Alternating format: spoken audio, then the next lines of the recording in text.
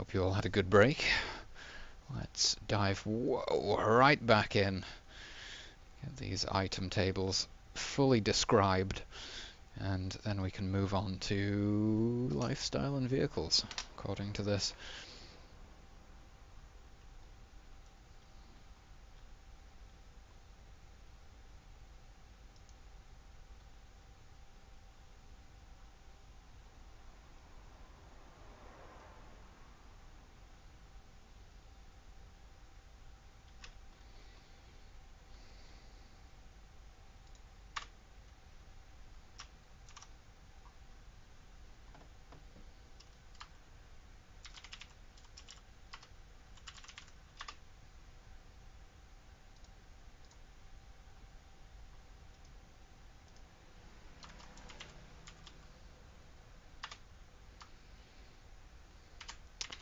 Projectiles fired from bows of all kinds.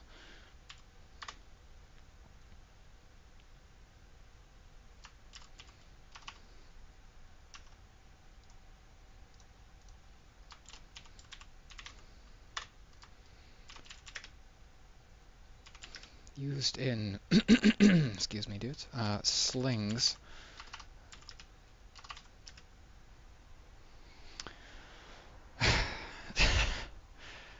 Not really much more to say about that. Used in slings. No, used as ammunition for slings.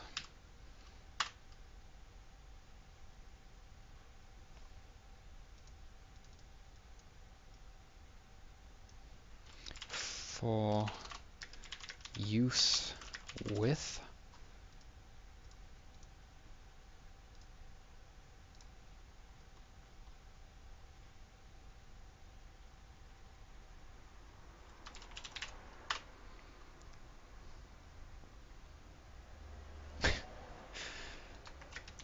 A small wax cylinder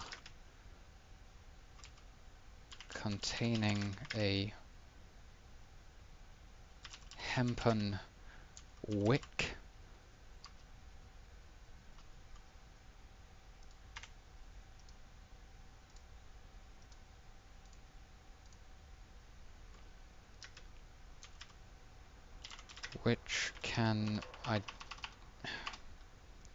which can be ignited to provide light.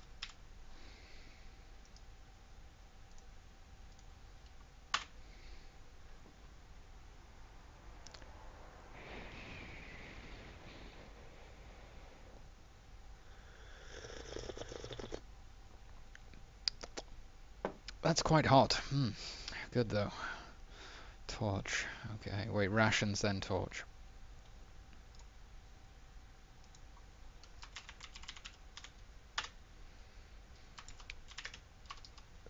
Food enough for one.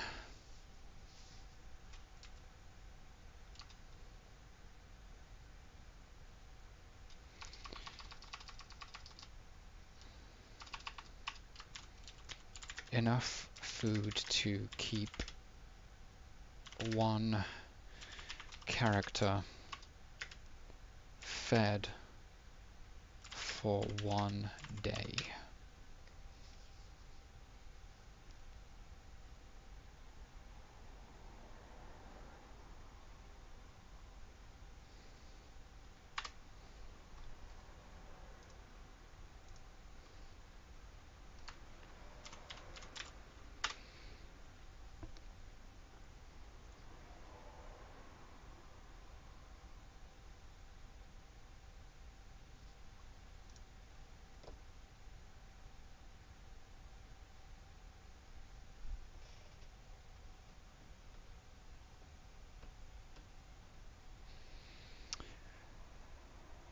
You see, now I'm curious as to exactly what a torch has on it as a fuel.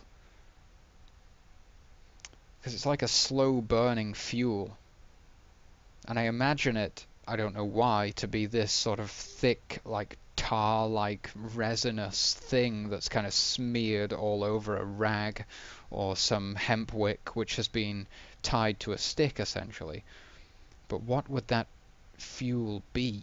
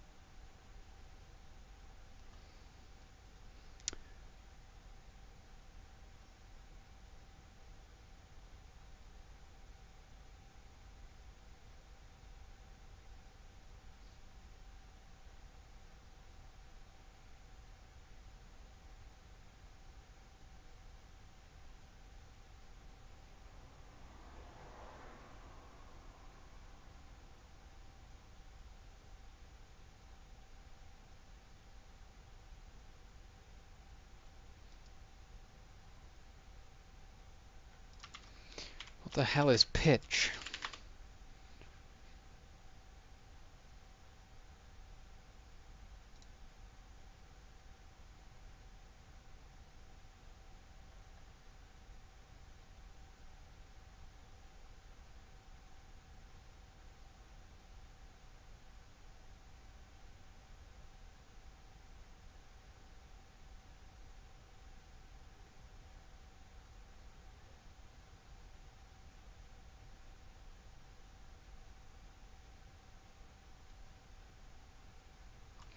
A sticky resinous black or dark brown substance that is semi-liquid when hot and hardens when cold, obtained by distilling tar or turpentine and used for waterproofing. What the fuck? Dude, I'm learning so much today. Okay, let's... Kai's real with the... sorry dudes, with the lesson coming in through Steam.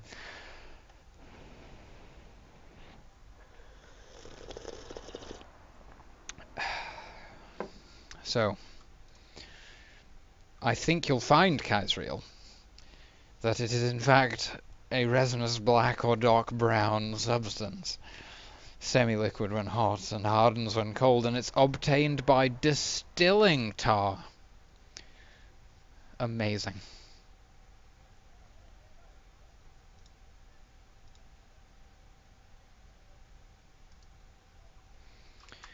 A stick wrapped with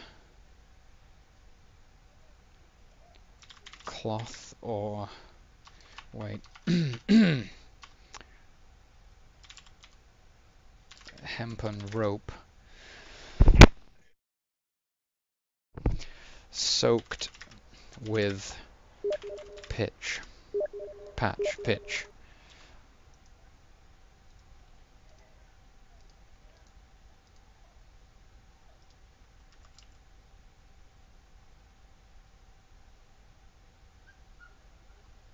I'm going to describe it. A black resinous substance. A slow burning black resinous substance. So yeah, basically it's tar with some additional processing.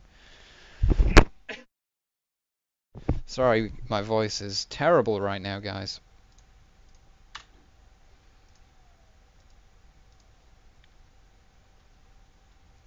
Finally, we have the... oh, artifact items. This is exciting.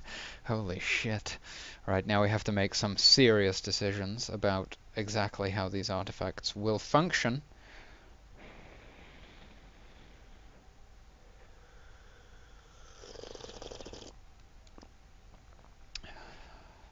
So the reason I'm pausing here is I'm looking back through this table, and a lot of this stuff means absolutely nothing to me at this stage. Like a healing potion I know it heals, but I have no idea how much it heals for. 1d6, is it based on the hit dice? It's most likely going to be based on the hit dice.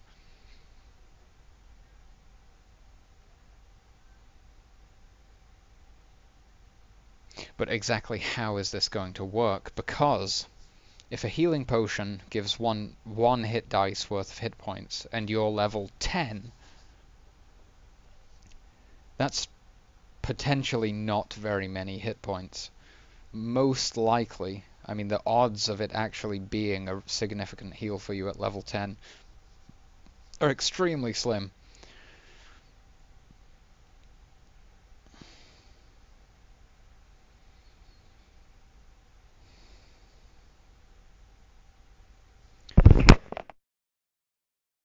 So we have a large mana potion option. We should introduce a large healing potion option as well, I believe.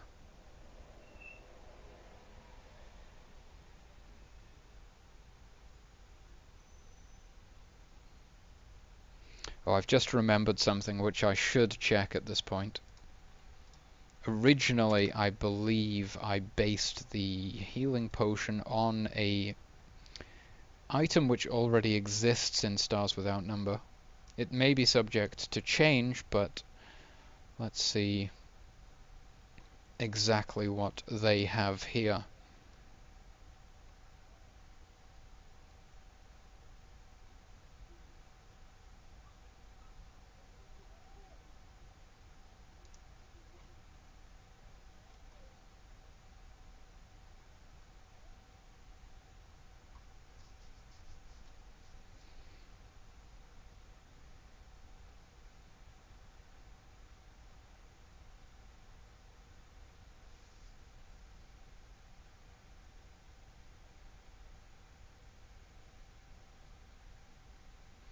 Okay, so that was informative. I should have read it. Sorry, guys, I should have read it. That was informative, but I cannot use this, essentially. I'll read it anyway. So usually it's called integrity stims, and usually found in the form of a skin spray applicator. Integrity stims restore 1d6 plus 1 hit points to a subject for each dose applied. Each dose increases the target's system strain by 1 point, and the stims are useless to those with maximized system strain. You see, there's this whole mechanic of system strain. It like prevents you from just going crazy with psychic abilities and with these items. More than one dose can be triggered into a subject in... Sorry, I said that weirdly. Subject in one round, but each dose after the first adds an additional second system strain point from the sudden overload of stimulants. So because I do not have a system strain mechanic that would serve to balance an item which functions in this manner, we have to rework the healing potions. The way that I would like to do this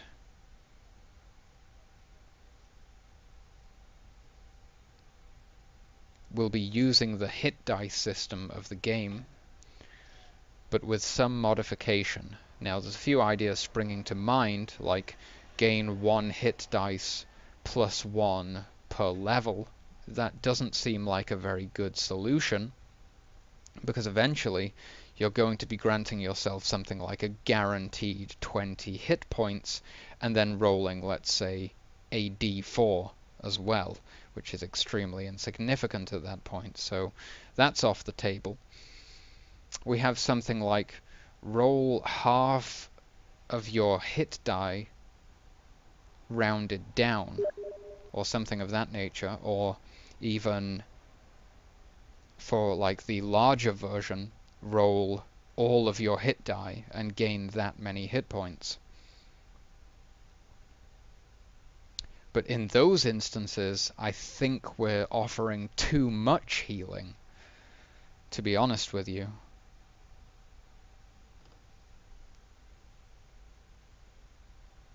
For example, a cleric can offer someone a massive number of hit die, but they expend their entire mana pool in the process. they are also a player character, so it's nice for them to be able to make such decisions. A healing potion itself,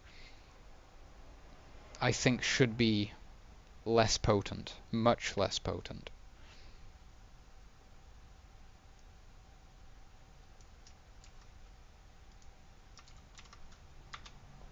So I'm tempted to go with something like a single hit die.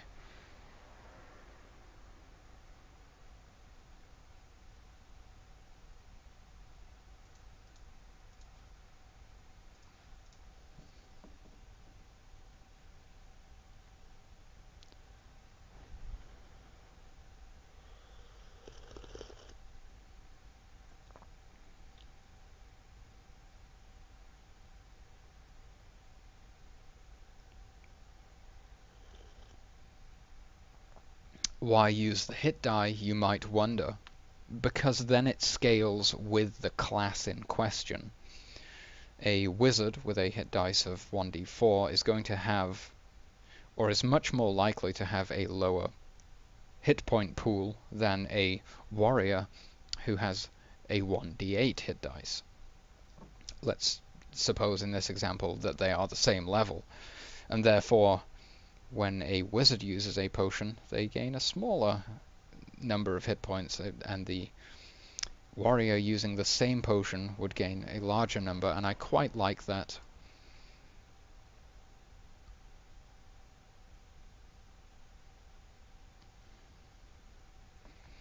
Okay, so let's...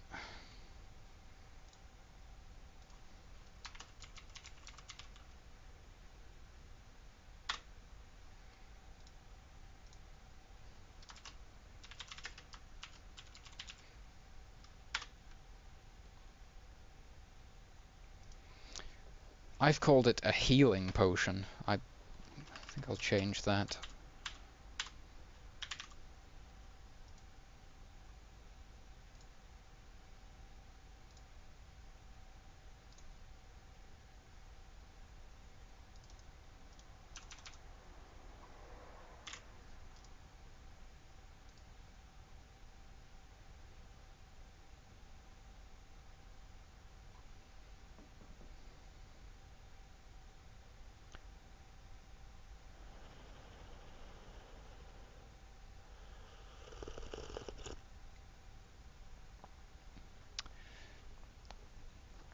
Now I'm thinking about the mana potions and exactly how are those going to be balanced, because of course there isn't a mana dice on which I can base it.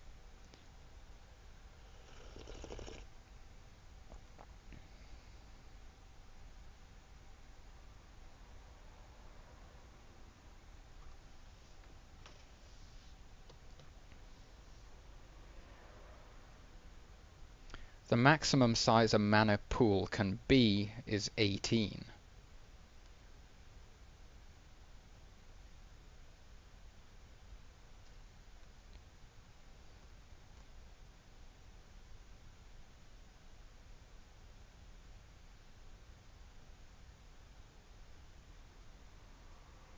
The maximum mana cost a spell can have is 4.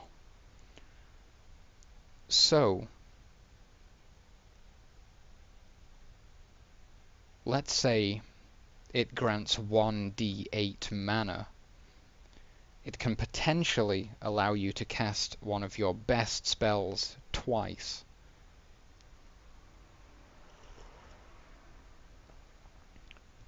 Which is quite powerful, yes, but the chance of that happening is 1 in 8. I think I like that. So we'll go for a 1d8 mana potion, but first let's do this health potion. I just kind of went off on a mana-related tangent. Health potions. Okay.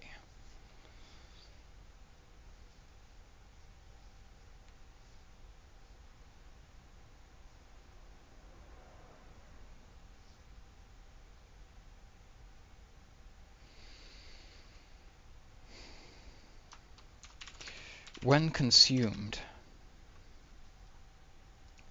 immediate fail. When consumed, A health potion grants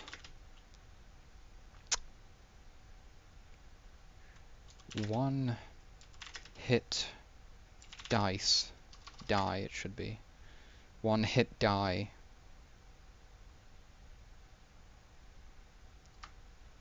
plus one hit points.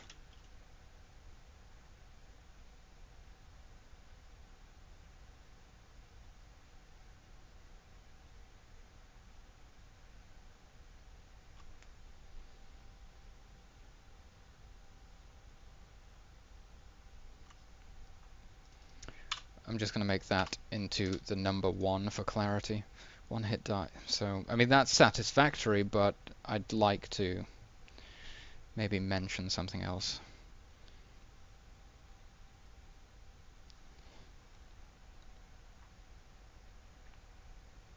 And remains in in the inventory as an empty vial.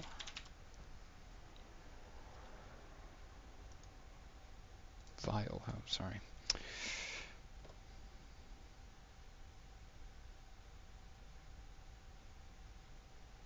Okay, that can be phrased as leaving an empty vial.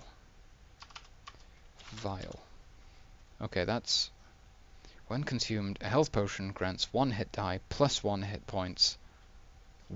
1 hit die plus 1 worth of hit points.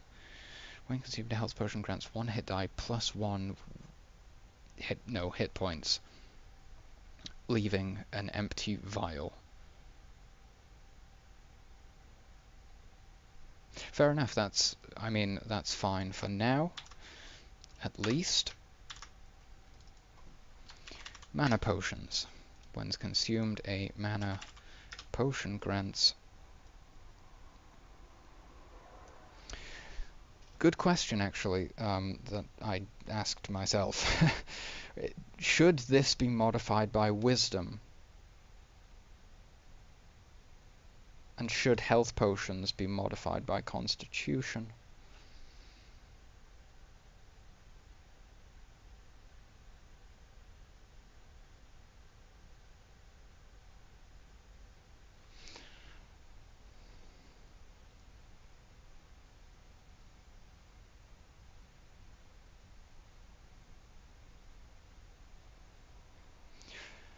Is the +1 bonus even necessary, or should it simply be modified by constitution?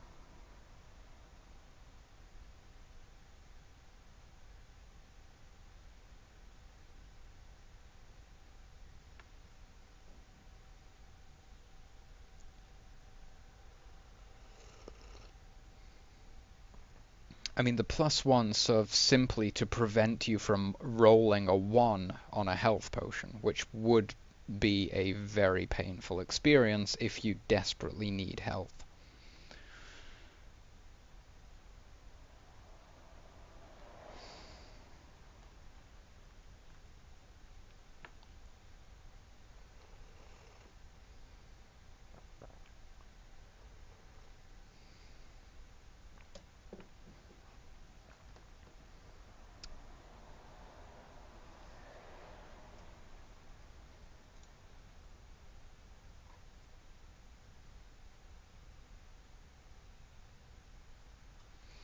Okay.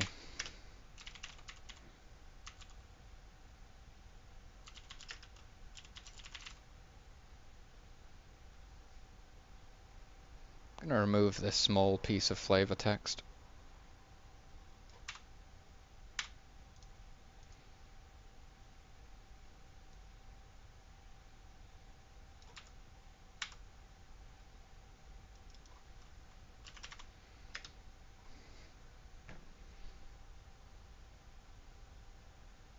This is where it becomes interesting, because a cleric's mana pool is based on, and spells are based on wisdom, and a wizard's mana pool and spells are based on intelligence.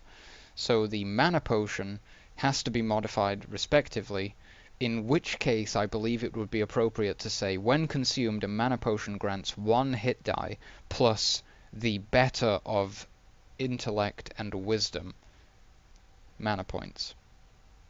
Yes.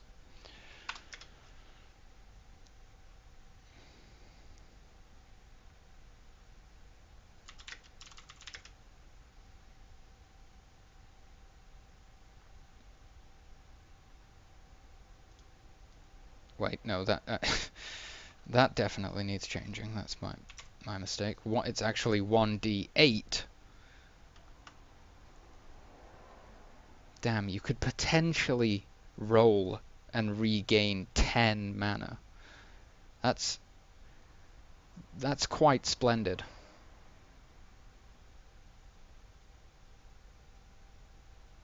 Maybe maybe it should be nerfed, in fact. Because if it's modified by your wisdom modifier, let's say, and you have a +2, you can, as I say, you can gain 10 mana, but if it was a d6, you could only gain 8 mana, which is 2 casts of your best spell. But the frequency at which characters will be rolled with a +2 in either intelligence or wisdom is extremely low. Having a +1 is fairly common, but a +2 extremely rare. Okay, I'm going to keep it as 1d8.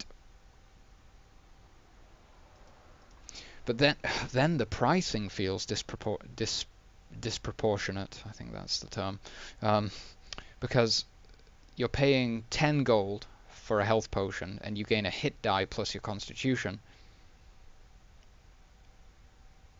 No, no, no. Well, in fact, yes. In fact, yes, because your maximum HP is going to be extremely high, whereas your maximum mana, or ultimately, potentially can be extremely high, whereas your maximum mana is 18. That's the maximum potential mana any character can have.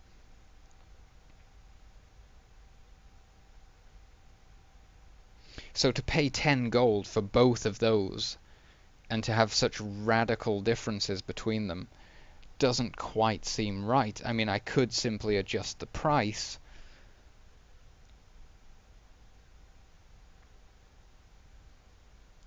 but at the same time the price is kind of irrelevant because these items will not easily be bought.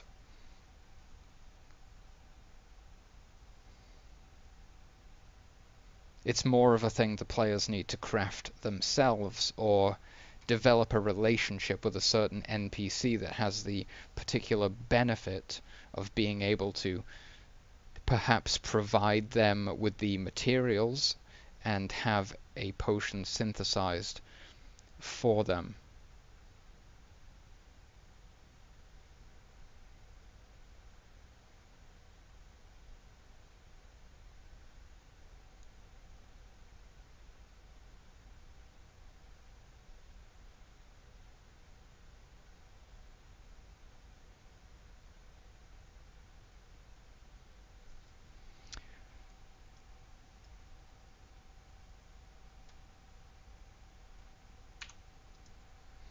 Originally I was thinking 1d6, but now I've gone down to a 1d4, of course, because the maximum roll unmodified is enough to cast one of your best spell. And it feels like the scaling feels more correct. What with maximum HP being so high and maximum mana being so much lower, I think a d4 is appropriate in this situation. Okay, well, I'm glad that has been resolved. 1d4 plus the better of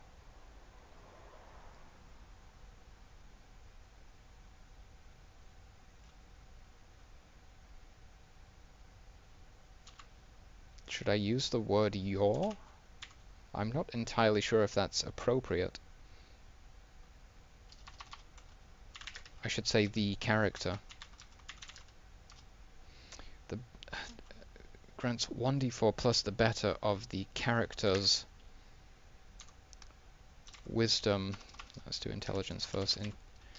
Intelligence or wisdom modifier.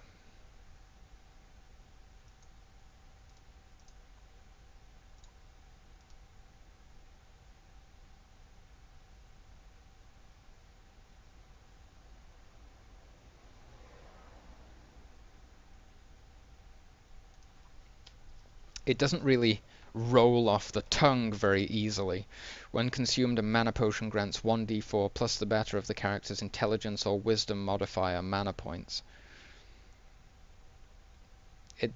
It's fine, it's fine. Berserker potion. Now this originally was simply directly based on an item from Stars Without Number, but I feel like that should be changed.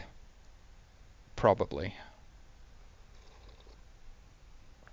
I'm going to review said item first.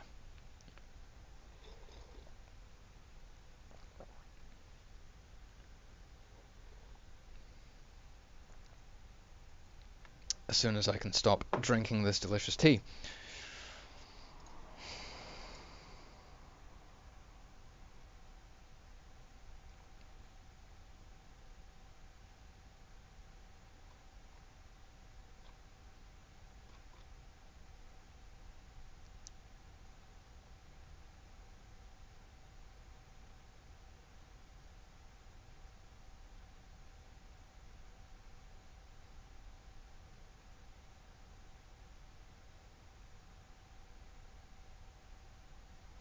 Interesting that I'm noticing here the micro purgator stims, which reduce system strain. They reduce 1d4 points of accrued system strain. Now in this system strain is based on constitution, if I remember correctly, meaning the maximum potential system strain is 18. In my system, mana is based on either intelligence or wisdom, the maximum being 18 again. So it's reassuring for me to see that in both instances, a d4 has been chosen as the appropriate dice. But back to the point, Juggernaut stims. Originally designed for pre-tech shock troops, this skin spray stimulant charges the user with fearless aggression and indifference to pain. The user immediately gains 3d6 temporary hit points and +2 to hit for a period of 10 rounds. At the end of that period, any remaining temporary hit points are lost, and the subject suffers -2 to hit for the next hour as their system recovers. Use of this stim adds 1 point of system strain. So that is essentially what I was basing my Berserker potion on originally. But now that I've given it more thought, I feel like that would be overpowered.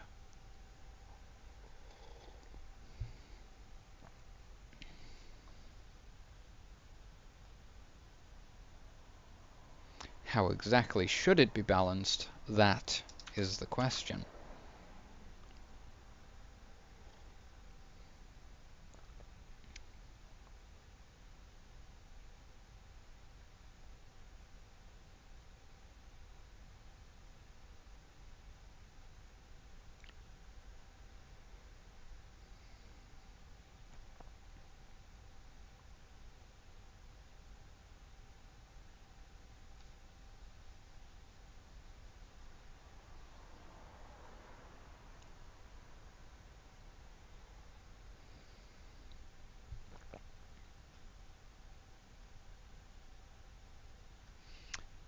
I'm thinking about the magic defense potion now, if I'm honest with you.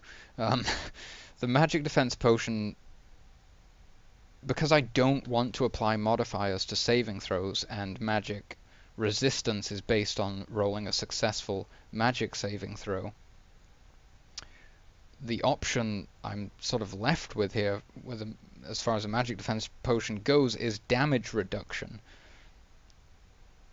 But if it's damage reduction, there are other negative effects which can be cast on you that it simply wouldn't affect at all. But then again, it... No, I mean, the term defense does not imply resistance to damage necessarily. You can defend yourself from criticism, let's say. So it doesn't make sense for a magic defense potion to simply mitigate damage, in my mind at least.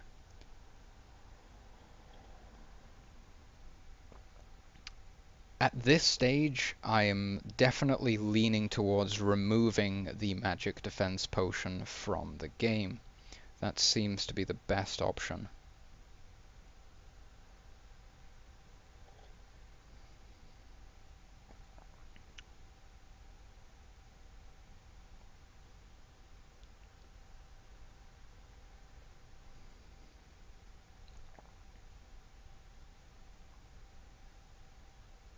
But back to the Berserker potion.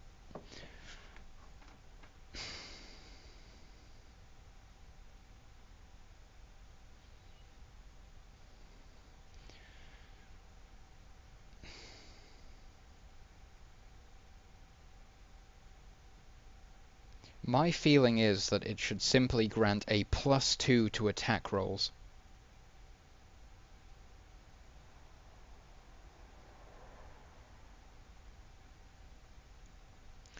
And to take that one step further, I'm tempted to say it grants a +2 to melee attack rolls and a +1 to ranged attack rolls.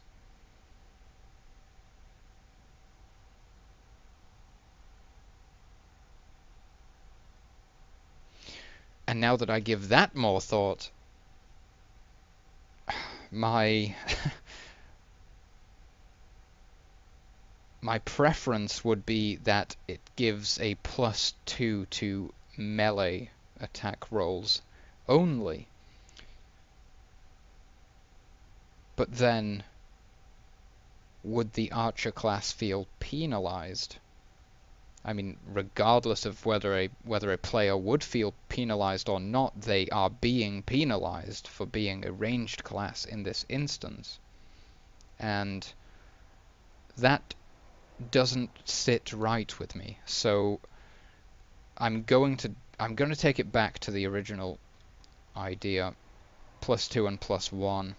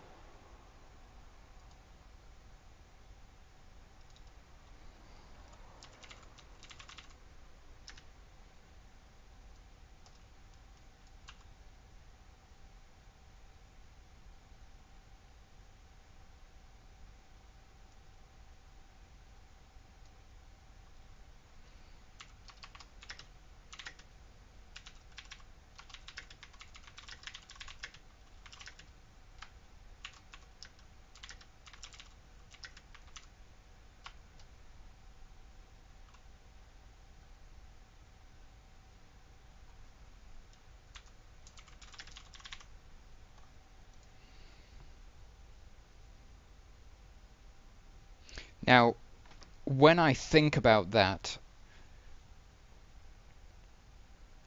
my initial reaction, my knee-jerk reaction, is that the Berserker potion is completely overpowered. How could you possibly include that in the game? But then, when I remind myself, these potions aren't going to be available at settlements. They aren't going to be available from merchants. They're going to be very hard to come by. Players are essentially going to have to search the wilderness for the necessary ingredients to produce these potions themselves. So it's not a simple task to acquire them. They won't be abundantly available is what I'm getting at. So you can pick and choose the very rare occasions on which you grant yourself this +2 or +1. Because if it was just something where you had like 20 of them sat in your inventory and you used one every encounter, I completely agree that this would be broken. But as a scarce resource, I do think it functions.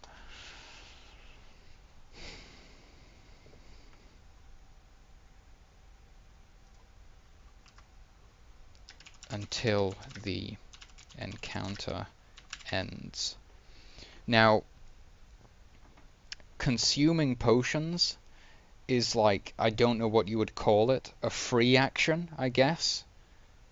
Or maybe a minor action. I'm not familiar enough with the types of actions from other systems, but essentially you can consume a potion at any time. You don't have to take a turn to consume a potion, is what I'm saying. So you can be in the midst of a fight and just chug a healing potion, no problem at all. You don't make any sacrifice to do so. The only thing sacrificed is the healing potion itself.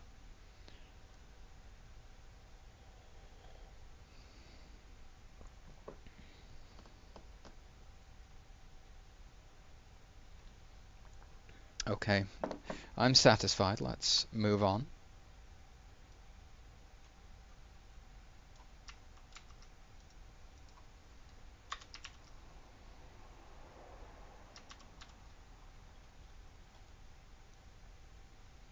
Magic defense potion. Okay. This is the time to delete that from the game.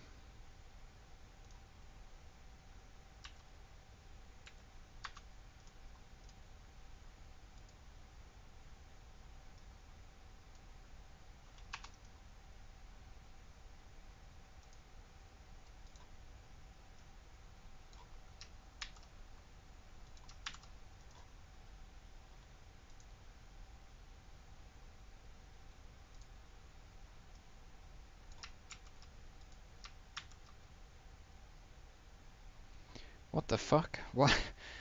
Why is it fat? Like, have you noticed how fat this table is? Oh, I think maybe I see the issue. There we go. For some reason it classified the table as a heading. Something to do with this weird version of Word. Or whatever the fuck this thing is.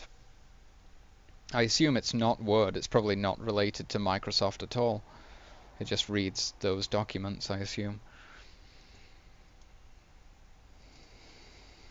Okay. Invisibility potion.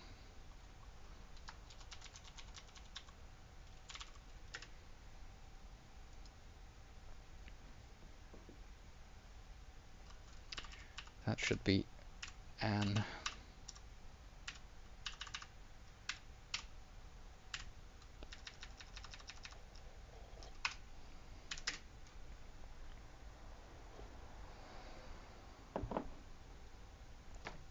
I realize that that's completely redundant anyway.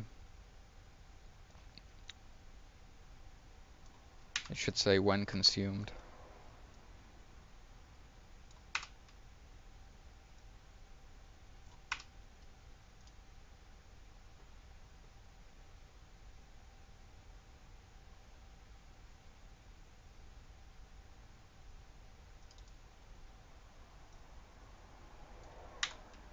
That can be simplified too. Oh, voice is going crazy. When consumed grants 1d4 plus the better of intelligence or wisdom modifiers. Mana points. Beautiful.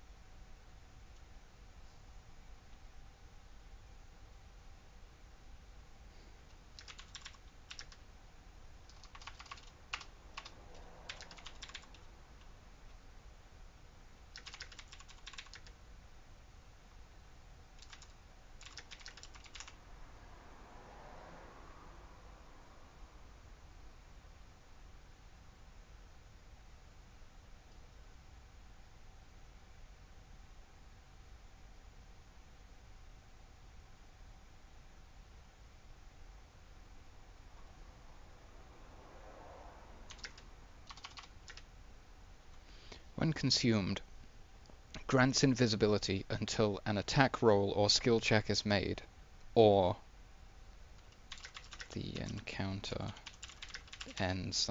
I mean, it sounds fine.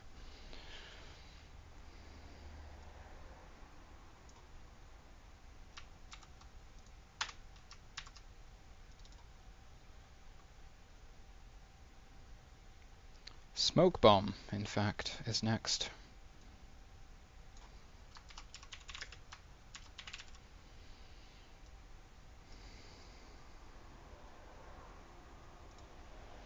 Probably shouldn't use the word consumed in this instance. I don't think eating a smoke bomb is advisable.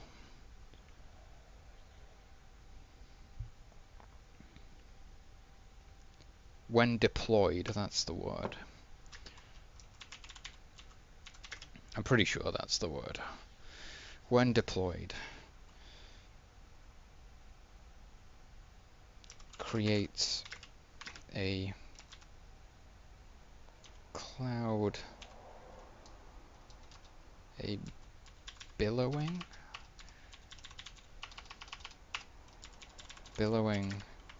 cloud of thick smoke, granting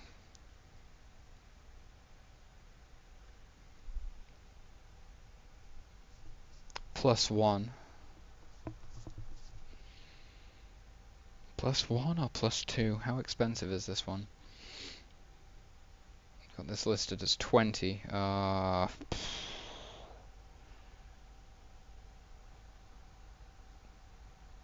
It's the same price as a fucking invisibility potion. That's retarded. If you could go invisible for 20 gold, why would you not? Why would you ever buy a smoke bomb for 20 gold? This is ridiculous. I mean, that's just dumb. That's a complete oversight on my part. Let's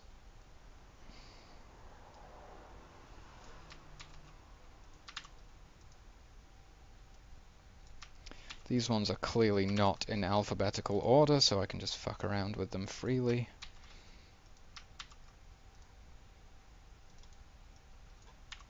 So, going to reduce the price of the smoke bomb by 50%. It's half the price of an invisibility potion. But I still feel like an invisibility potion should be more expensive than 20 gold. I feel like it's an oversight again. I think the smoke bomb should be 20, the invisibility potion should be 40, as is the large mana potion, and as the large health potion will be 2, but okay, alright, okay, so man, there's so many developments taking place today, like, they just keep coming. I'm gonna remove the large mana potion from the game, and there's simply going to be health potions and mana potions. If you want to regain more health and mana, you must simply consume more potions. So let's get rid of that shit.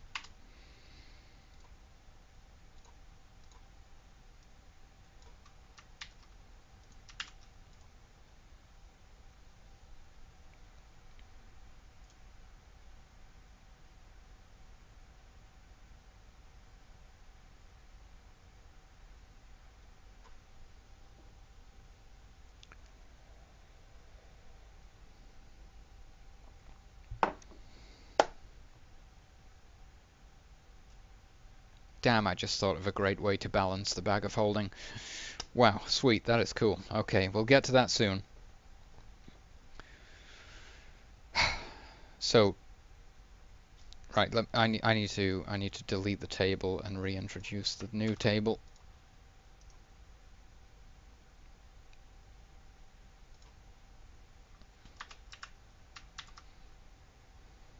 Oh fuck, I did the same thing again.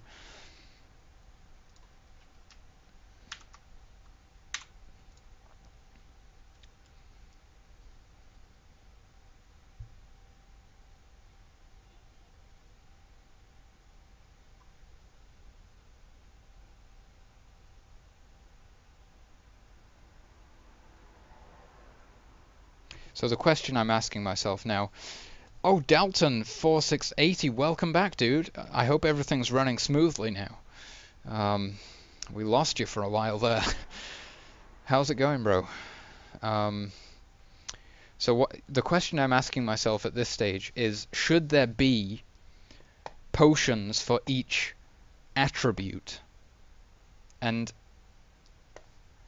immediately I think yes, there should, and I think they should grant +1.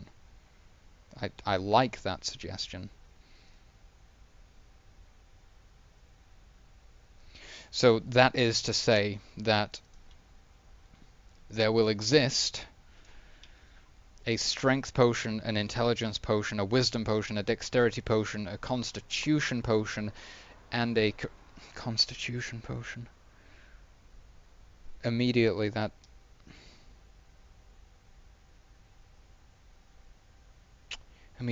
raises concerns. Just thinking about a constitution potion, like, what purposes would that serve?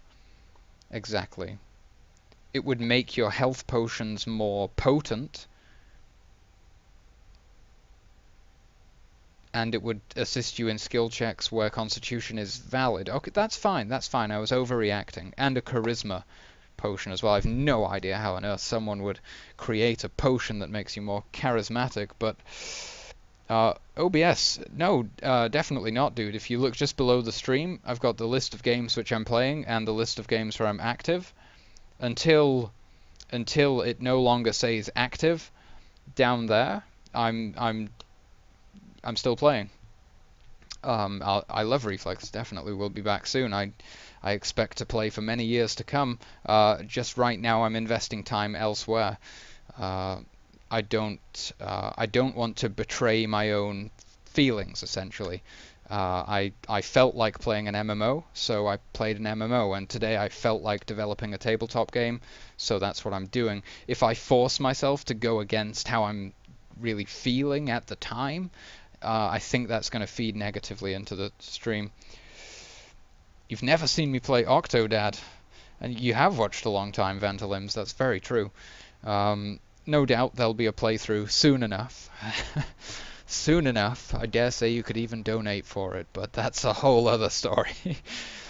That's the first time I've dared offer an incentive to donate, but that's entirely your choice. I will play it regardless of whether you donate or not. Don't worry. Not today necessarily, but possibly. Definitely at some time in the future.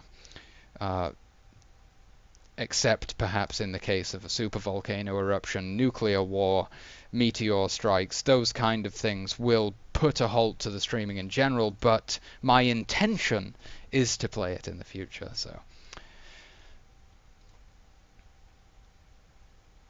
What am I doing, guys? Who am I again? Right. No, we did that. Everlasting provisions. Good, good. There we are. Oh, I didn't finish the smoke bomb thing.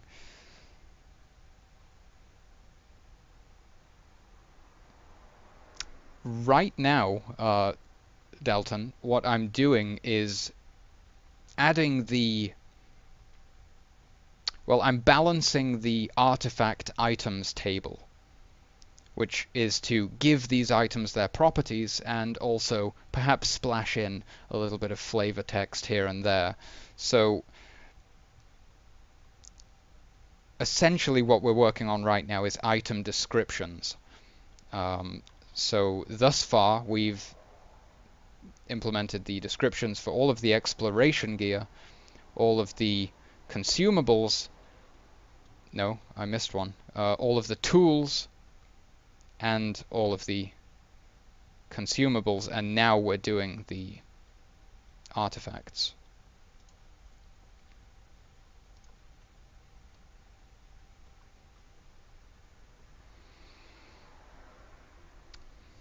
So the question was, what kind of bonus does a smoke bomb provide? Like, I got so distracted by everything that I completely forgot I was even doing the smoke bomb. +1, +2. I mean, it's 50-50. It's one or the other, but it's still actually quite a tricky decision to make.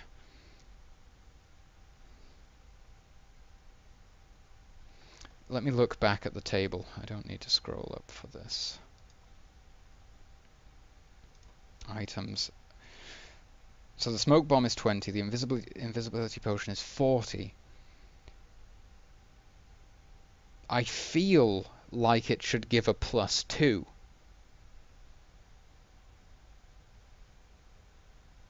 I shouldn't be basing this decision on the value of the item. That's the wrong approach. That's going to lead to total obs. No, it's at this moment in time it's F14P1, XDM15, and then DP5, and then the rest are so broken that they're not worth considering at all. If you familiarize yourself with the fundamentals of level design for CPMA, you will realize that F14P1 most closely fits those specifications, and the others do so very well, but to slightly less of a degree. And then beyond those three, like top maps or whatever, they just completely violate every rule in the book. Most of the maps the community has developed to this stage simply don't function, unfortunately. But that's like, I will happily change that. Like, that isn't a personal opinion. That's an objective fact, and as soon as it changes, as soon as someone produces a map that's more balanced, which I absolutely hope someone does, and if anyone's going to do it, it's going to be Zero, because he shows the most potential right now. I will change that text. I will just remove that, and we'll be done with it. I desperately wish that someone would develop a map that is more balanced. So if anything, perhaps that is a calling to the community to step up and really show us what they're made of.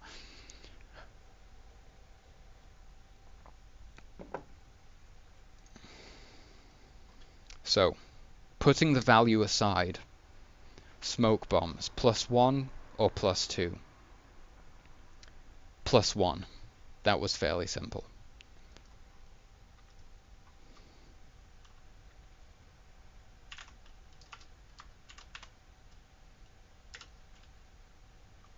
Then again, a stealth check made with a smoke bomb is going to be made in clear line of sight.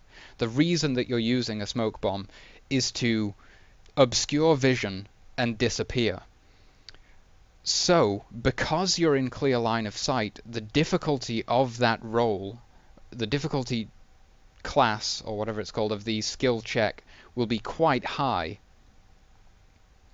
and therefore a +2 would be more appropriate, because if you're simply slipping into the shadows or something of that nature, you're not even going to be using a smoke bomb, and the difficulty is going to be much lower because you haven't necessarily been detected already. A smoke bomb is for use after you have been detected.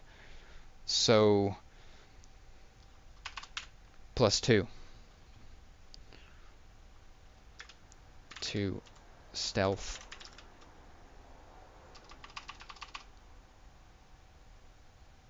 To stealth.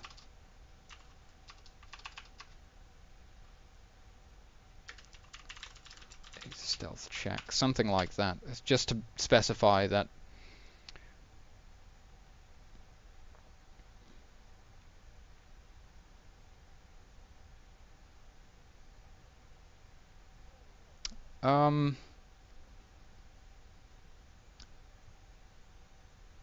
Okay, there's no such thing as most balanced. Unfortunately, there is. That's the only real answer. How can you quantify map balance? Well, there are certain I'll just link this to you.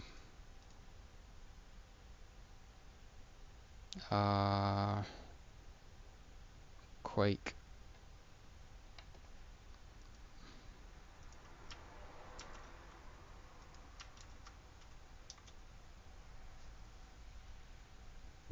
So this document is extremely useful, and it specifies the various requirements of a CPMA map. In this case, it's for Quake Live, but of course it's extremely similar.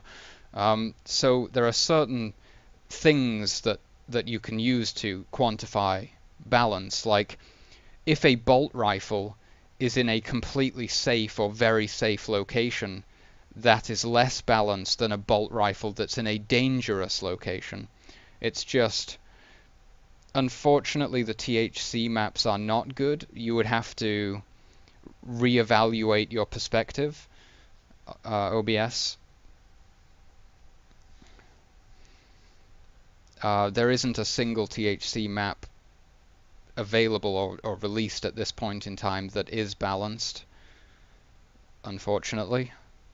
It's just one of those things. But that bolt rifle example I gave is just one example. There are for every weapon, for every item, there are certain rules, let's say, to how they are placed within the world spawn, and there are also, of course, certain rules as to how that world spawn should be structured, etc., etc. So if you examine the document which I linked there, it specifies the fundamentals of design for CPMA, and if you analyze it and apply yourself, you'll soon realize the difference between a balanced map and an imbalanced map. That's all I can really say. I'm in the middle of developing a tabletop role-playing game right now, so I don't want to delve into the into level design for Reflex or CPMA right now, though it does greatly interest me. So I'll just give you that link, and we'll leave it at that for now.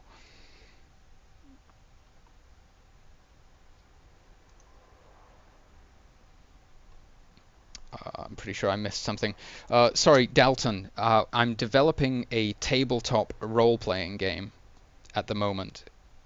It is not an app, nor is it a video game. It's a collective storytelling experience played using dice and experienced through the theater of the mind, is how I would describe it.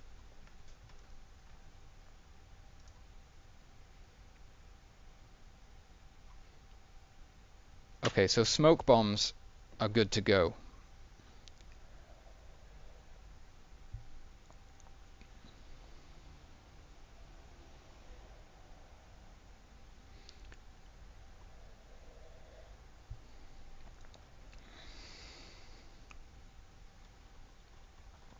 Everlasting provisions. I was just thinking about the price of that and exactly whether it was appropriate. I do feel that it is. Again, it's probably not going to be an item that's found from a vendor, but having a price is useful regardless. So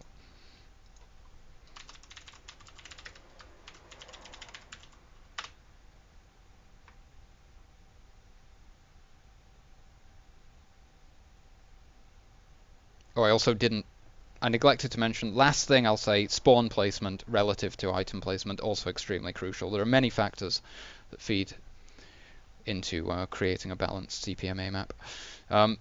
Everlasting provisions, okay.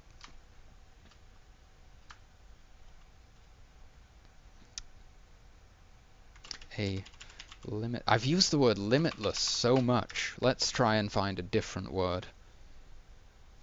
Let's say an unending supply of rations, enough to feed. Okay, unending is too much, in fact. We want to imply that it gives a day's worth of rations every day, essentially, for the entire party. If it was truly unending, you could go to a village or town or something and literally feed the people there for the rest of their lives and become kings immediately after acquiring one item for 75 gold, which is not what we want to happen in a campaign setting. Provides enough rations to sustain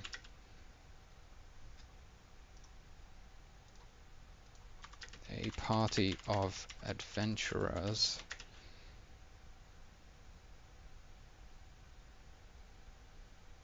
for 1 day. So immediately I think this is not the way to phrase this.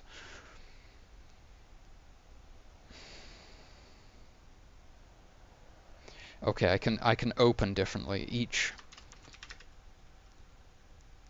day.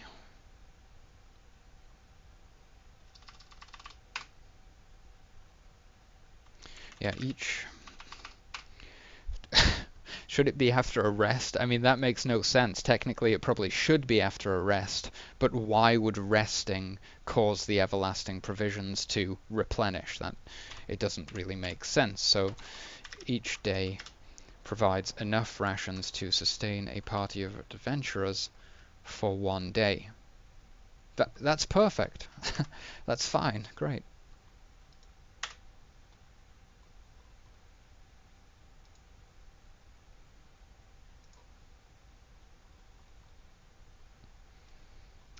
Resurrection potion.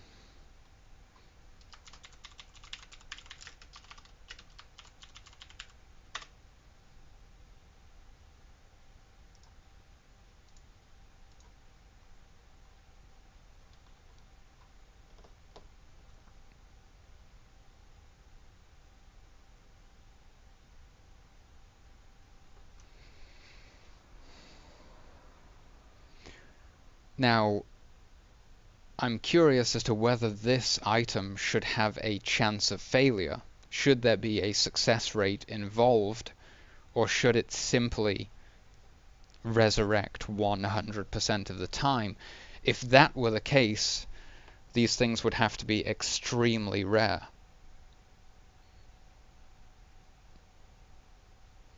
I mean, you couldn't exactly have a party of 6 wandering around with 6 resurrection potions, because as long as one of them survived, they're essentially invincible. So scarcity is key here.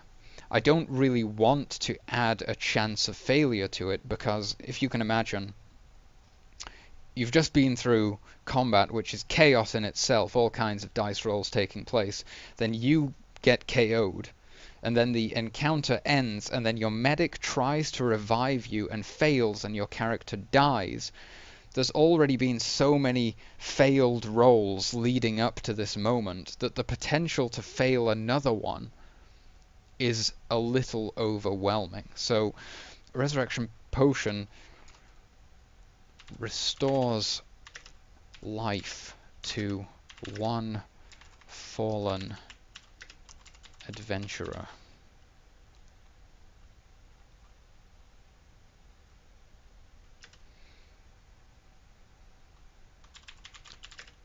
Allowing them, causing them to regain consciousness with 1 hit point.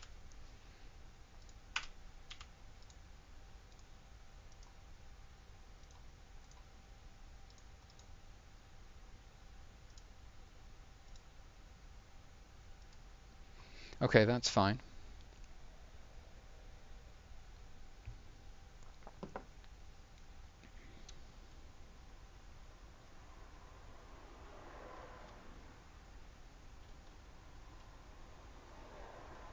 Bag of Holding. Oh yeah, I was super excited about this one before. I do believe I have a pretty ingenious way of incorporating this into the presently existing encumbrance system.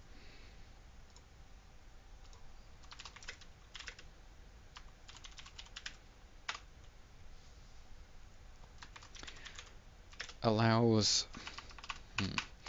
a backpack imbued with arcane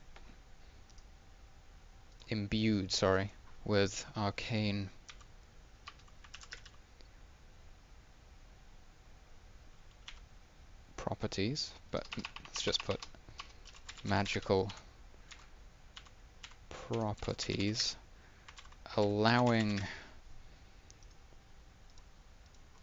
its wearer to carry up to twice or double, up to twice their strength score in stowed items.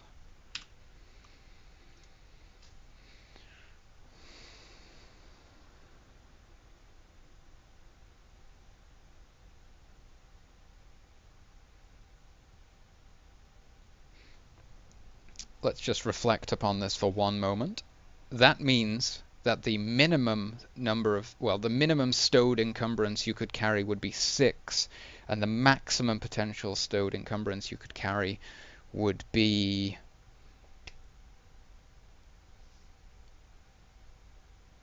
38. Wow, that's quite a lot.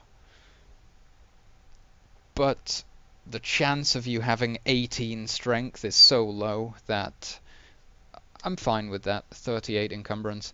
It's going to be so rare that there's probably, like from a DM standpoint, you're going to want to have no more than one of these in a party. Otherwise, they're just going to carry everything, including like the castle, with them back to town to sell, and it's going to kind of be very difficult for you to prevent them from just becoming extremely wealthy extremely fast.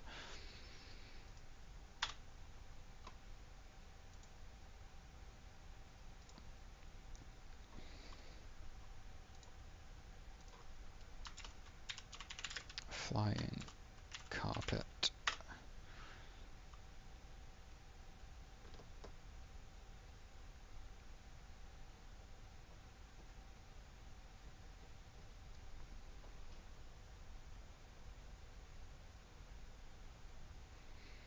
Now, in 5th edition at least, I'm aware that there are certain limitations with the flying carpet which prevent larger characters from riding it.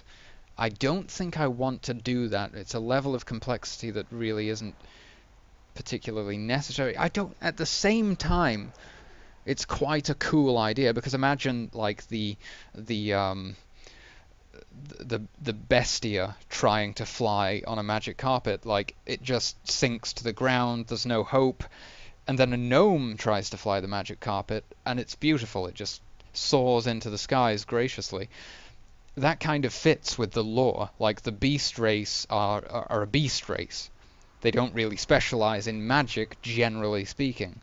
Whereas the gnomes, they absolutely love magic, so they're bound to fly around on carpets. So, by that logic, it would make more sense for the carpets to be calibrated, quote unquote, for smaller humanoids than larger. But it's a level of complexity within the rules that I generally would want to be avoiding. So I think what I'm going to do is simply limit the weight that a flying carpet can take to a single character of any race, but just a single character. And the carpet must be piloted, essentially. It cannot be instructed to fly without someone flying it. It's controlled through intention, essentially. Flying carpet.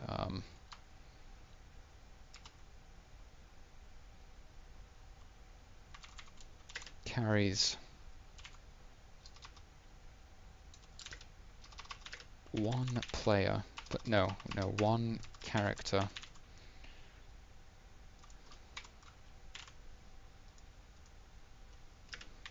allowing them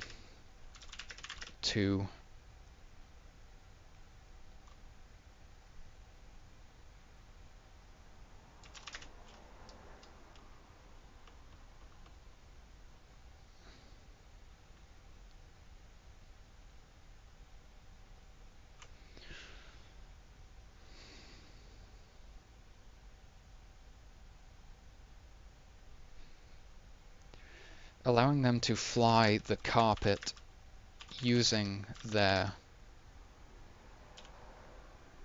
intent as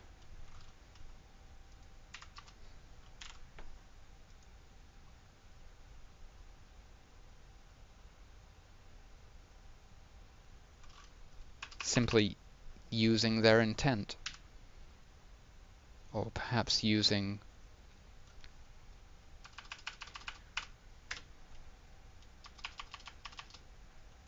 nothing but their willpower.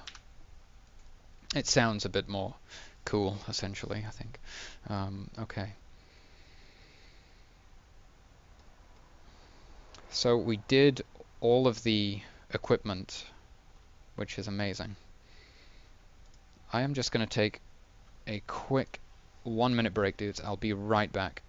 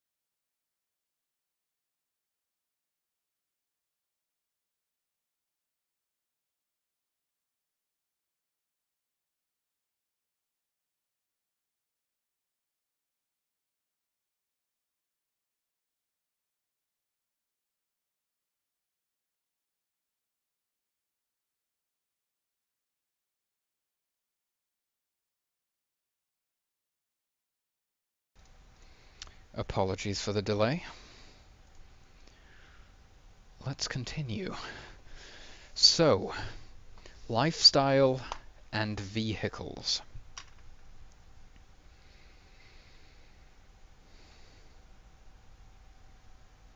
Where exactly should these be situated? Probably just with the tables for now, I suppose.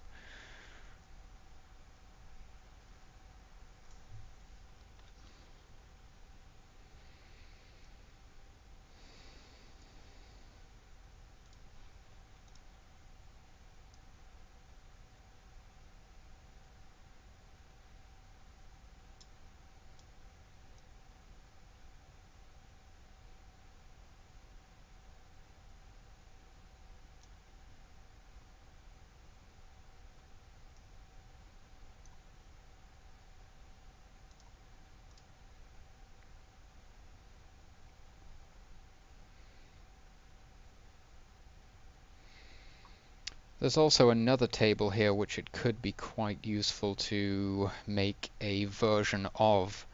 The services table, we have bribes, forged papers, intensive medical care, mail message. Interesting. So that would be something like hiring a, what would you call it? Like just a dude on a horse, basically, who will take a message to a place for you. A courier? I suppose a courier. Or even, holy shit, or even there could be like one of these guys with those pigeons where, where you put a message on the pigeon and it goes to a place, and you would have to pay him for the privilege of sending your message via pigeon. Damn, all kinds of ideas come to mind. Mass transit, that is not applicable here. Public records research. Essentially hiring a scholar to... Wait, no. No, it's not hiring a scholar to do it for you. Public records research, it literally means this is how much it costs for you to access the public records per day. Rent a ground car.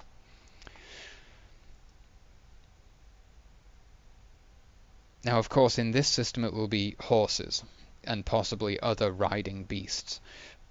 But I don't want to really have players renting them. I would very much like them to acquire riding beasts for themselves, as opposed to just dealing with renting them. It doesn't sit well with me. It feels wrong. I would much prefer my players to actually simply own a horse, and that's their horse, and keeping it alive is their responsibility. It would be if they were renting it, but still, you see my point. With a rental, you have to return it. There's potential late fees involved. It just adds this whole thing, which ideally I would want to avoid.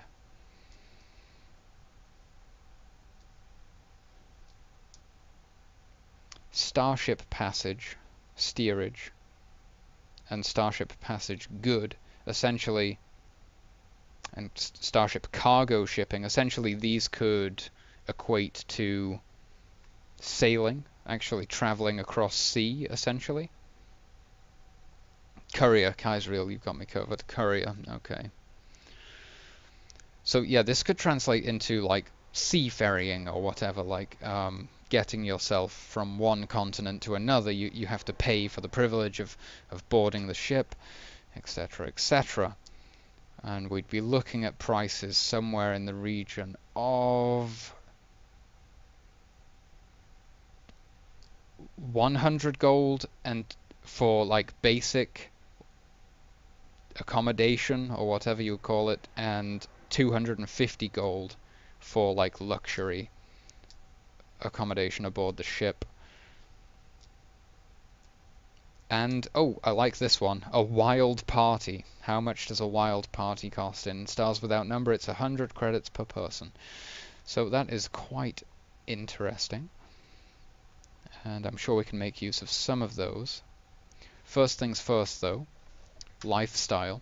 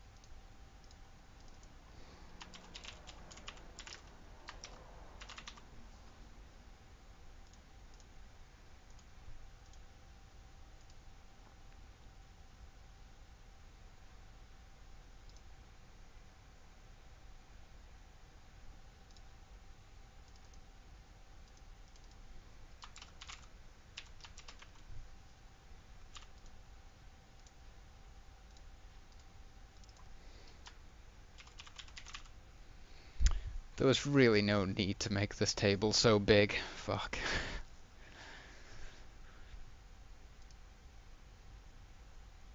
Can I do something about that?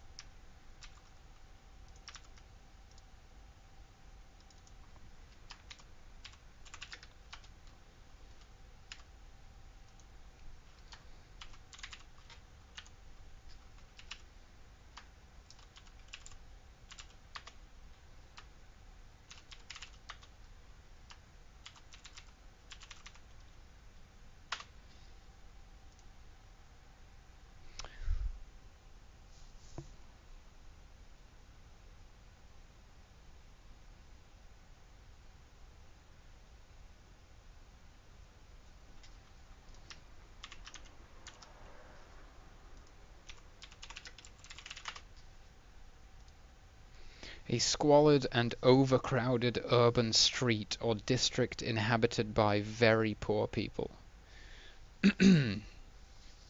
So what, that is just like staying in the ghetto or something of that nature, by the sounds of things.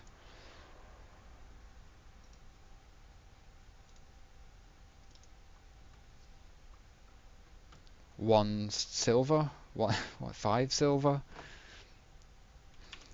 1 silver. For the cost of a torch, you can stay in this place for a night. It's got to be pretty shit. Maybe it should be 1 gold. That feels too much even. 5 silver. Perhaps half a gold.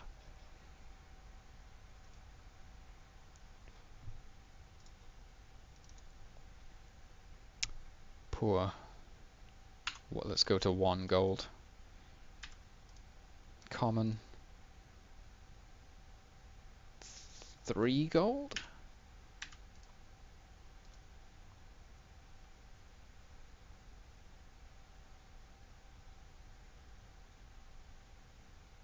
Shit, I missed one out completely.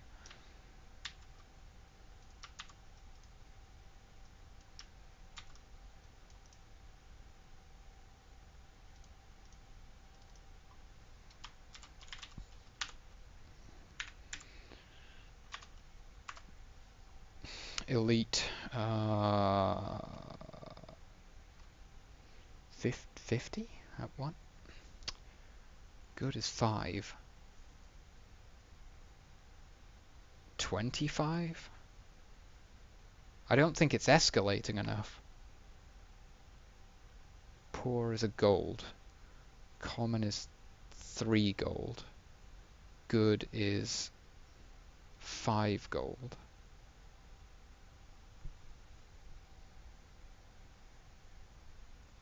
Elite. 50 gold?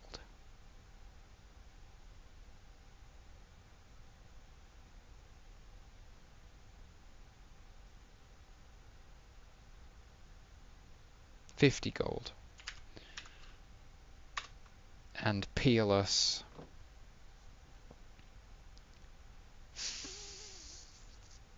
500 gold?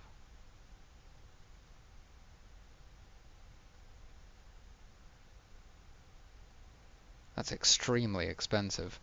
How expensive is like the rarest artifact? 1,000 for a flying carbon. Okay, it makes more sense. I mean, you are peerless after all.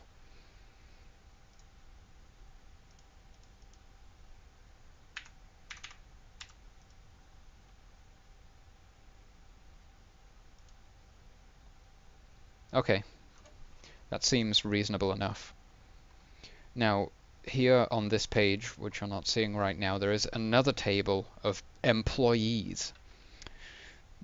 However, I'm not going to offer, well, at least I'm not going to have a table with specific prices.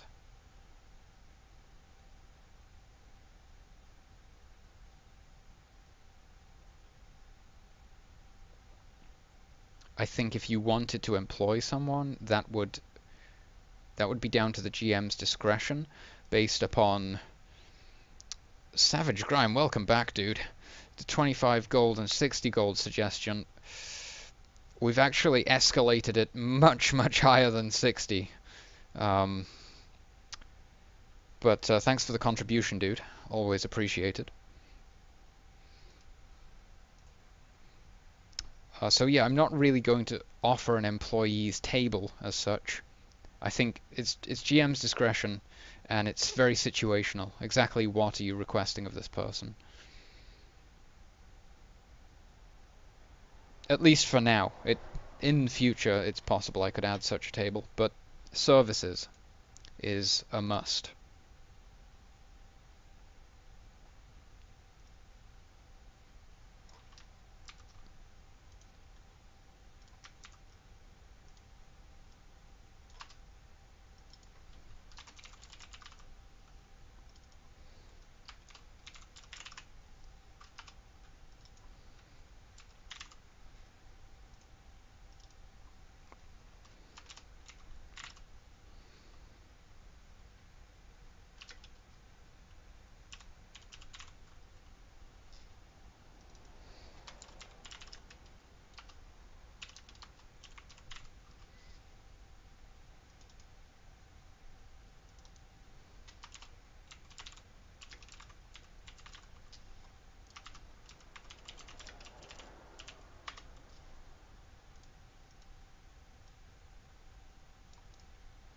Yeah, that's still fine. A lot of this stuff I'm not even needing to rename.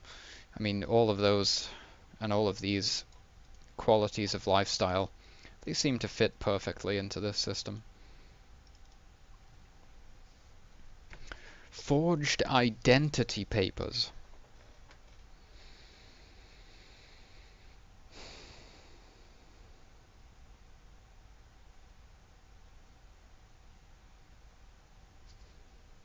This is an interesting concept to me. I'd literally never taken it into consideration.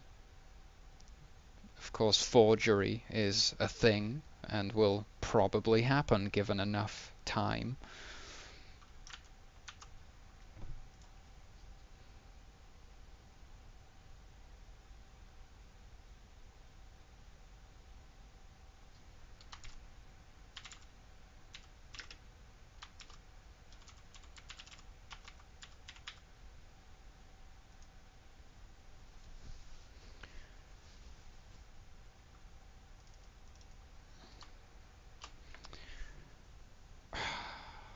I think I'm going to exclude it. People don't like citizenship catalogs or whatever you would call them. I can imagine the nobles trying to keep track at least of their citizenry, but actually each person having like identity papers, I don't really like the idea. Then again, if the ruling elite are trying to keep track of their citizenry, then surely they would assign some kind of papers like this. Okay, fair enough, I've convinced myself.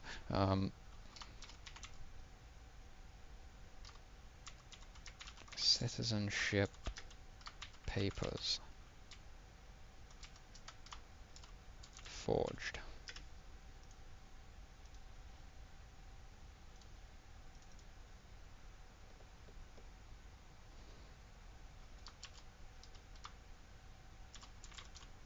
Healing.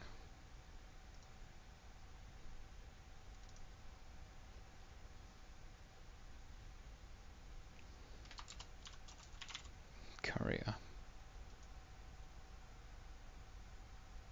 If you have couriers, it needs to be calculated on distance somehow.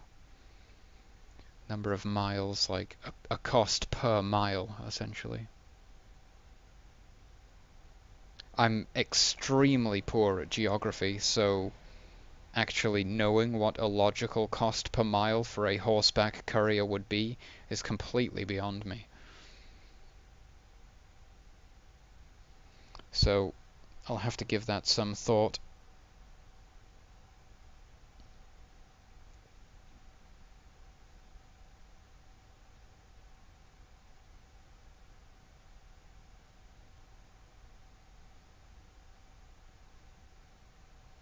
Public records research.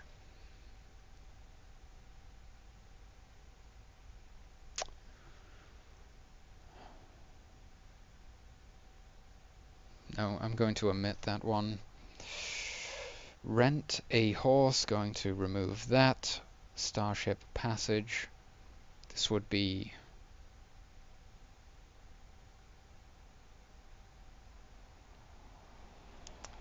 essentially boarding a ship. I'm going to leave that out too. That can be GM's discretion.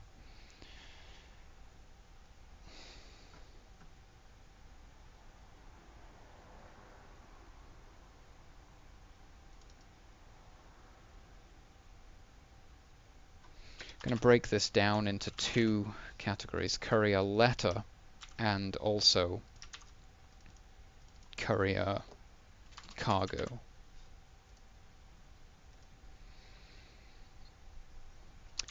And wild party. It just has to be in there.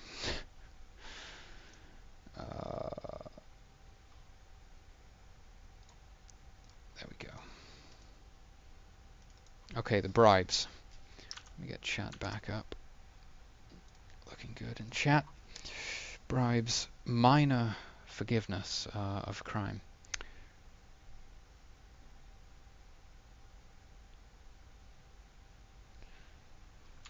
25 gold.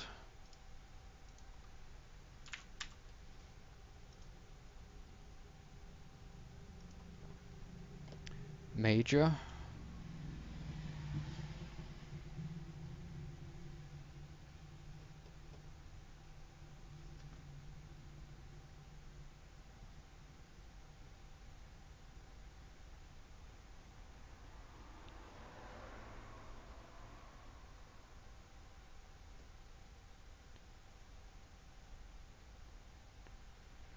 $100 gold. Capital. 1,000 gold.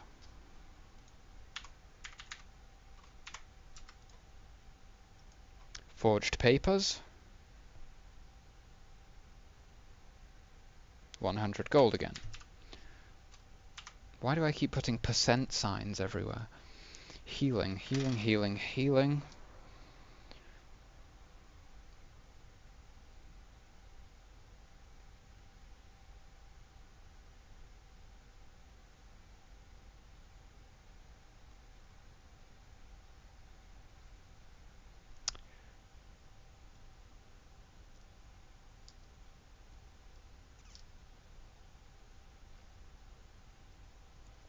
I don't want this to be too extortionate.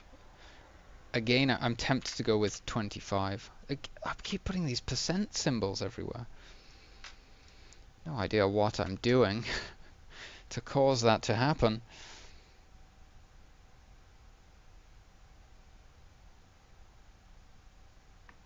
Waifu shelf.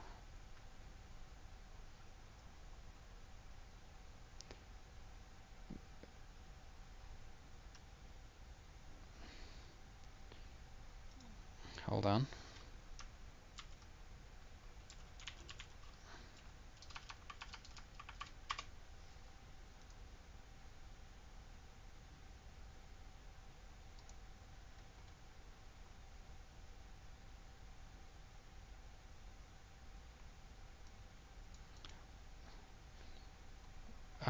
I don't see what's wrong, dude. Did I spell waifu wrong? Oh god, I did. I apologize.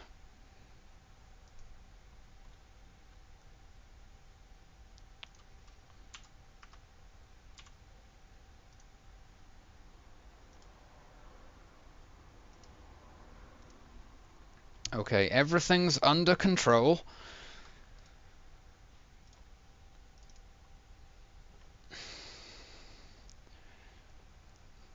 No, I checked with the internet. The almighty internet has spoken.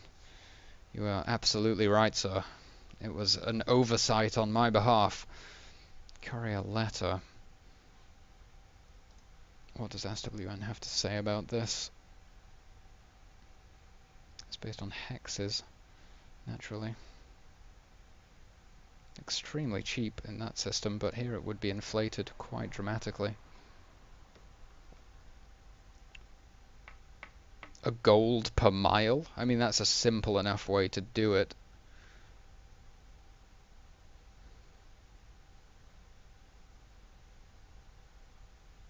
I mean, how many miles, for example, how many miles wide is the Earth, I guess, to start with? 24,902 miles. So you could send someone around the entire globe, or at least that they would try to do it, for somewhere in the region of 24,902 gold. That seems fairly acceptable. I mean, if I was an NPC in this world, and someone requested I journey around the entire world with a message and deliver it to the exact spot where I'm standing right now, I'd probably want 24k. How about, how many miles wide is America?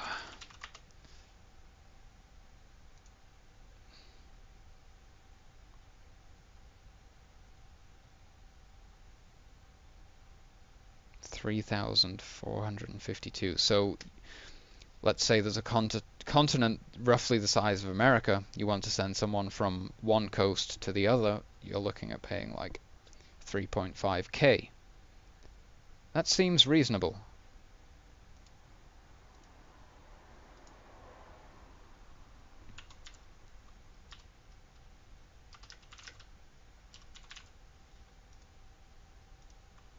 And we can just, again, it's not even me.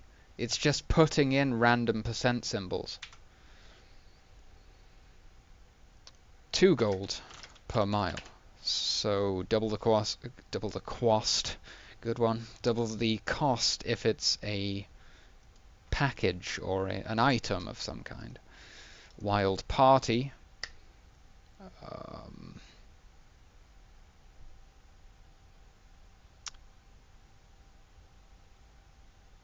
Let's just say 10 gold per person, just to be generous. You know, let's keep it kind of low and encourage people to throw some wild parties. It would be nice to say like per guest, actually.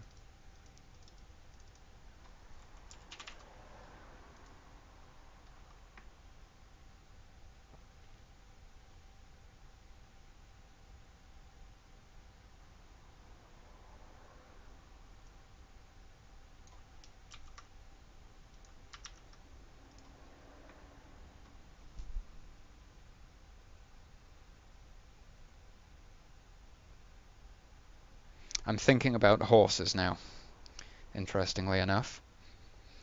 So we're going to have a regular horse, and I'm pretty sure I'm going to give it an AC of... Let me think about this, bearing in mind that a human's AC is 9 without armor. A horse is larger, making it easier to hit, but it's also a more robust creature, making it harder to actually inflict damage upon it. So I'd say it probably balances out around a 9 again.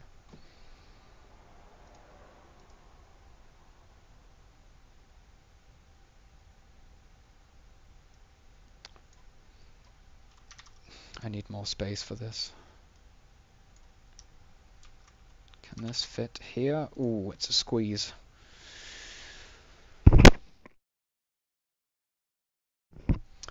Okay, let's introduce a new table of this type. Over here, no, we just need this.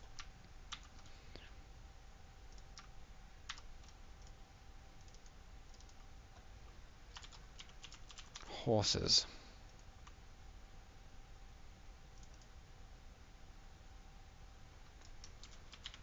Is that how you spell horses? No. I'm pretty sure I said says.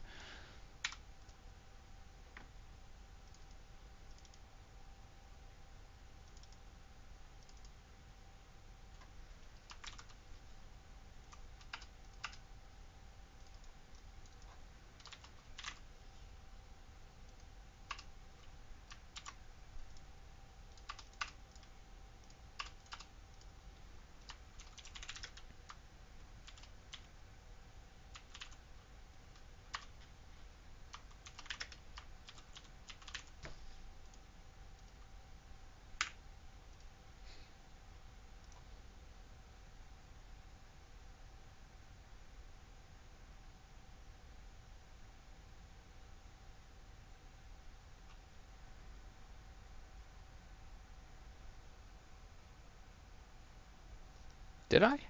I apologize.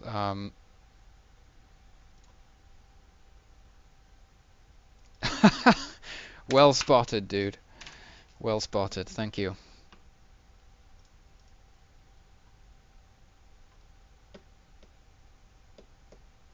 So, 4 AC would be comparable to hide armor on a human.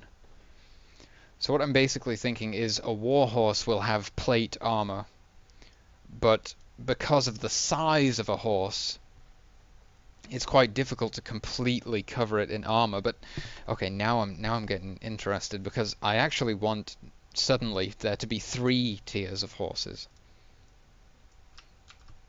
And I don't know what the ultimate horse tier will be called. Maybe I should call it ultimate horse for now. That clearly needs to change, but so there's going to be a lightly armored variant of the horse and a heavily armored variant.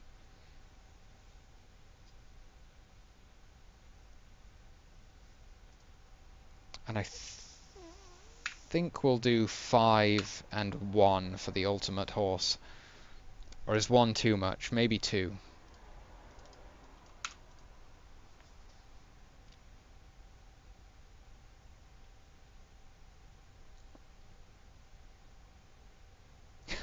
Ultimate horse. Costs of these things. I'm going to refer to the vehicles table of stars without number and extrapolate some values from it. Vehicles, here we are. So horses quite likely can be compared to motorcycles in this system. Motorcycles cost 1,000 credits. How exactly will that translate into this?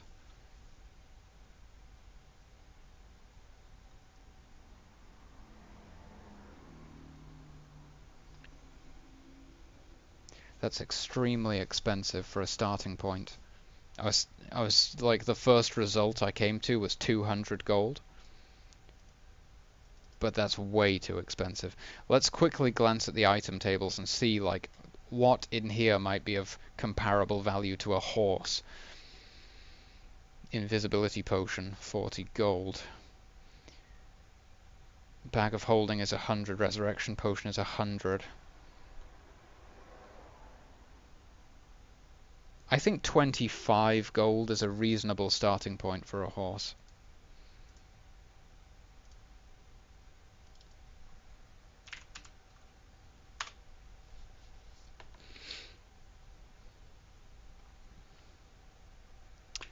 We'll do 100. Whoops. And then we'll do 1,000. Why not? Let's make this horse super badass and expensive. That makes me want to drop the AC down to 1. If it's 1,000 gold, I think you deserve a horse with 1 AC. Like, the way I'm visualizing it in my head is like you can't even see the horse anymore. There's so much armor. Like, its feet are armored, its whole legs are armored, its body is completely covered in armor. It's got armor scales like all up its neck. It's got like head armor. You can see its eyes and its nostrils and maybe like some of its mouth, but I even imagine it as having like jaw armor below its jaw as well. And you can see its tail, I guess. Fully armored beast. Okay, we can cross those lifestyle and vehicles off the to-do list, and that is literally every item on the to-do list. Exactly how far into the stream are we now? 6 hours and 39 minutes, so we're just about approaching the third break of today's stream.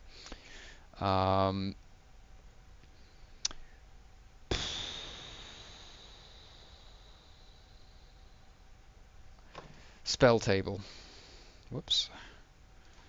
Spell table. Okay, we've got a couple of ideas here. Drain mana, water breathing, illusory terrain. The only one of those 3 that I think is fairly crucial, Berserker horse. We already have a Berserker potion. I don't know, Berserker horse does sound pretty dope though. Oh, there's those artifact potions to be added too. For the basic attributes. Damn, that's quite a good point. Let me make a note about that, because I won't necessarily do it right now. Let's just call them attribute potions. Yeah, so the only one of those spells I'm really concerned with is water breathing. No one can offer water breathing at this point in time. The cleric can offer the ability to walk on water as if it was solid ground, but I think the wizard should be able to offer water breathing. How much should that spell cost, you ask? One. Probably one. Maybe two, but probably one.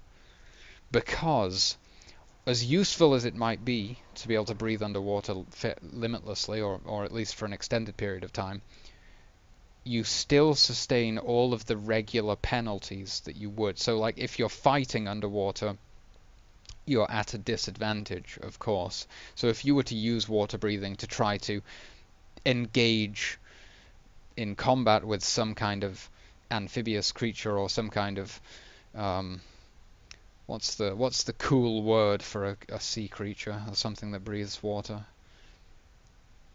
Who knows? Maybe amphibious was the right word. I thought that meant it could breathe both on land and in the water, but yeah, I'm pretty sure that's what that means. Anyway, if you were to fight some underwater creature of some kind, you would be at a disadvantage, whilst it would be in its natural hunting environment. Think of fishmen from One Piece. They can do karate underwater as effectively, if not more effectively, than a human could do a martial art on dry land, so they have a massive advantage in that situation. So one mana cost seems appropriate for water breathing. Let's just go ahead and throw that in.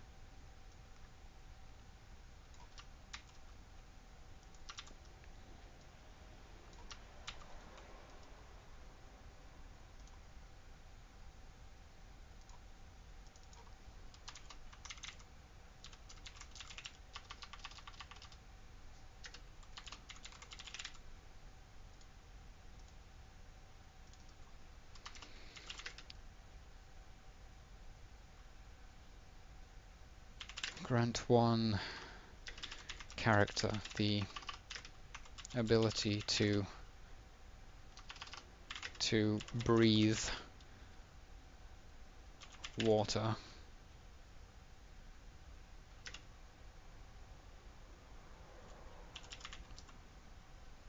until the encounter ends.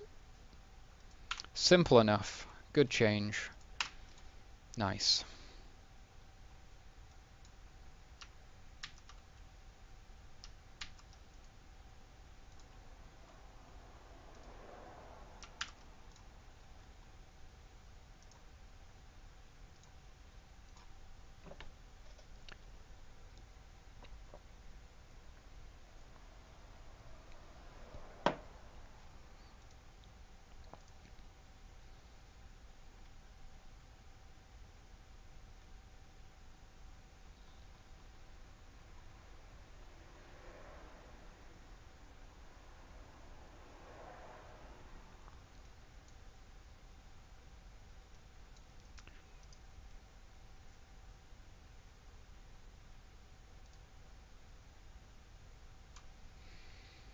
Okay, there might be some method I can use to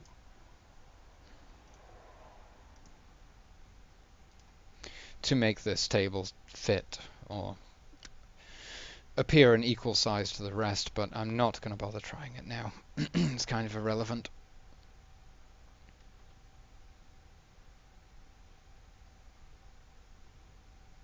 Okay, each of these sections should probably be below the respective table, simply for convenience.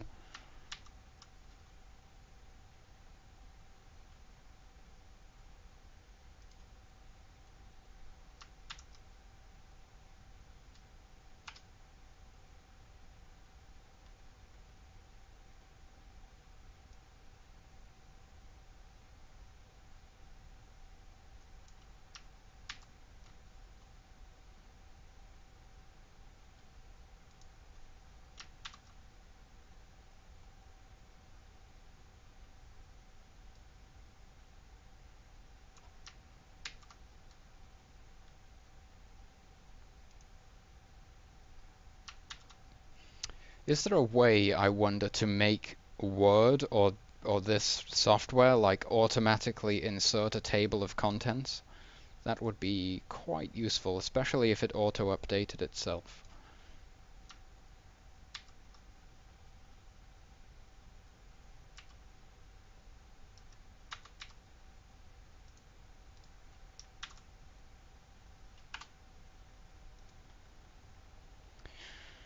Okay, I am quite pleased with that. Artifact weapons specified there. Artifact armor. And then we're back into character creation. Sweet.